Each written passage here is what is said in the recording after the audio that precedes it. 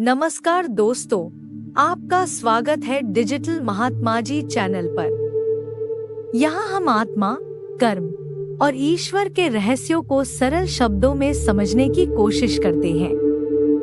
यदि आप पहली बार हमारे साथ जुड़ रहे हैं, तो चैनल को सब्सक्राइब जरूर करें और घंटी दबाएं, ताकि हर नई ज्ञानवर्धक और प्रेरणादायक कथा सबसे पहले आप तक पहुंचे।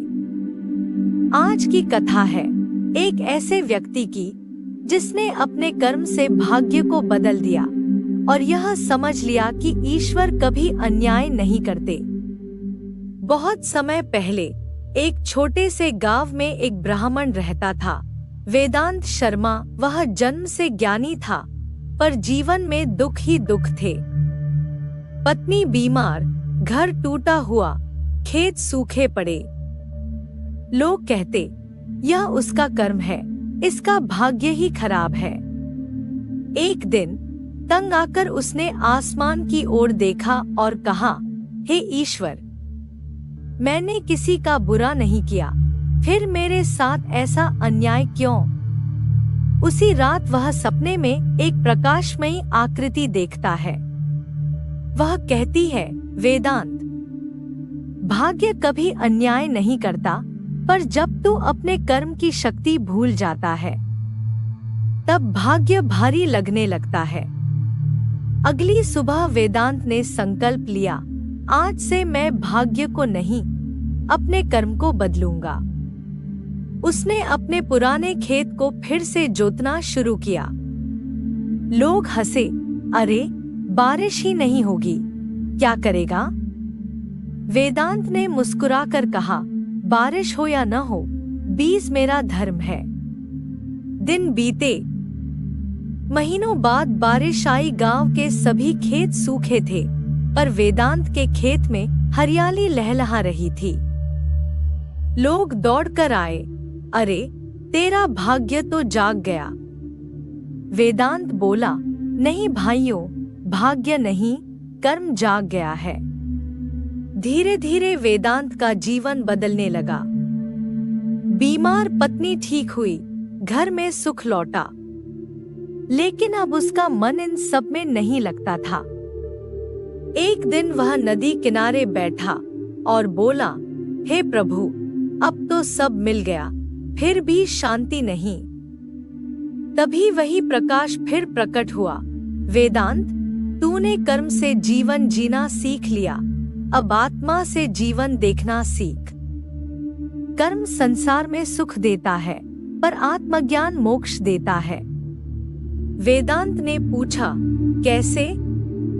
आवाज बोली, जब तू कर्म करते हुए फल की इच्छा छोड़ देगा, तब तू कर्मयोगी बन जाएगा और वहीं से तेरी आत्मा की यात्रा शुरू होगी। वेदांत ने उसी दिन सब कुछ त्याग दिया। वह लोगों को कर्म, धर्म और भक्ति का उपदेश देने लगा। वह कहता, भाग्य वही लिखता है जो तुम कर्म से अर्जित करते हो। अगर कर्म सोया है तो भाग्य पत्थर है, अगर कर्म जाग गया तो भाग्य स्वयं झुक जाता है। धीरे धीरे उसका तेज इतना बढ़ गया कि लोग उसे कर्मऋषि कहने लगे। राजा तक उसके चरणों में आकर बोले, मुझे वर दो कि मेरे राज्य में सुख और शांति रहे। वेदांत ने मुस्कुराकर कहा, राजन, मैं वर नहीं दे सकता, पर एक सूत्र दे सकता हूँ। कर्म ऐसा करो कि ईश्वर को भी गर्व हो जाए। वर्षों बाद जब वेदांत अपने अंतिम समय में थे, उनसे एक शिष्य ने पूछा, गुरुदेव, क्या मनुष्य अपना भाग्य बदल सकता है? वेदांत ने आंखें बंद की और कहा, नहीं बेटा, भाग्य नहीं बदलता, भाग्य को समझने की दृष्टि बदल जाती है। जिस दिन तू यह समझ जाएगा कि हर घटना तेरे विकास के लिए है, उसी दिन तेरे जीवन से दुख समाप्त हो जाएगा। दोस्तों, हम सब अपने जीवन में कई बार कहते हैं, मेरा भाग्य खराब है, पर सत्य यह है कि भाग्य केवल कर्म का प्रतिबिंब है। अगर आज का कर्म शुभ है, तो कल का भाग्य स्वयं तुम्हारे सामने झुकेगा। ईश्वर न्यायप्रिय है। वह तुम्हें वही देता है जो तुम्हारे कर्म बुलाते हैं।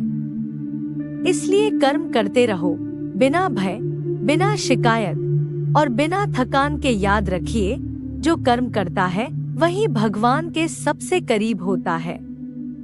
यदि इस कथा ने आपके जीवन में थोड़ी भी प्रेरणा या शांति दी हो तो जय श्री कृष्ण या नमः शिवाय लिखकर कमेंट करें।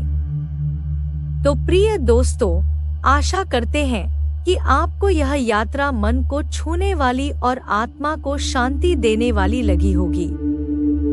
कृपया हमें कमेंट करके बताएं कि यह कथा आपको कैसी लगी। आपकी राय हमारे लिए आशीर्वाद के समान है।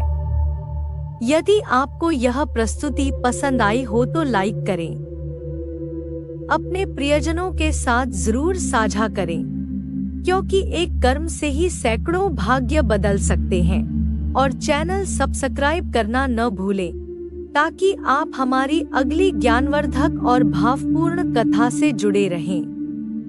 तो आइए अगले वीडियो में मिलते हैं, एक नई रोशनी, नई सोच और नई प्रेरणा के साथ। बहुत बहुत धन्यवाद और शुभकामनाएं। जय हिंद, जय भारत, जय श्री कृष्ण।